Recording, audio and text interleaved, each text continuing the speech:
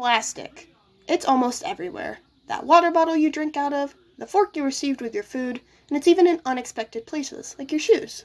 Plastic is a flexible material, and it's easy to see why people love it. It's quick to make, and it's convenient. However, that's the short term. What about the long term?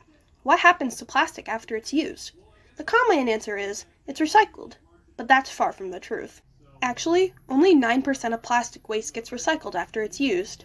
And even then, plastic can only be recycled around 2 to 3 times before the quality of it becomes so low to the point where it can no longer be used. Well, what happens then?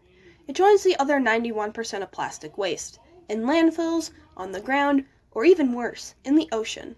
With such a high percentage of plastic waste being thrown away, it's easy to get discouraged.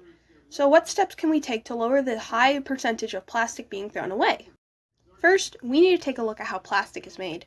In 1907, a Belgian chemist named Leo Baekeland combined two materials, formaldehyde and phenol, under heat and pressure. The result was, you guessed it, plastic. This was one of the first documented cases of synthetic plastics, and over the years, more items were used to make plastic, such as cellulose, coal, natural gases, salt, and even crude oil. So, how do these items become plastic? Through a process called polymerization, or the polycondensation process, where monomers, the building blocks of polymers, react with a catalyst, which then causes the monomers to break from their chain, creating polymers. These specific polymers can be molded when hot and hardened when cooled. Because these polymers do not exist naturally, they can't fully decompose, making the process of recycling that much more important. Because plastic is such a prominent item in many people's lives, it would be hard to convince people to get rid of it. Finding an alternative to plastic would be a difficult feat. Difficult, but not impossible.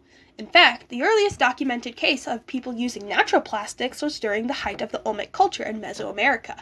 These plastics occur naturally on the earth, which makes them biodegradable. Using this alternative could cut back on plastic waste and keep the earth clean. But the earth isn't going to get better just by changing how we make plastic. The plastic that is currently being made is still having an effect on the earth. So what can we do about that?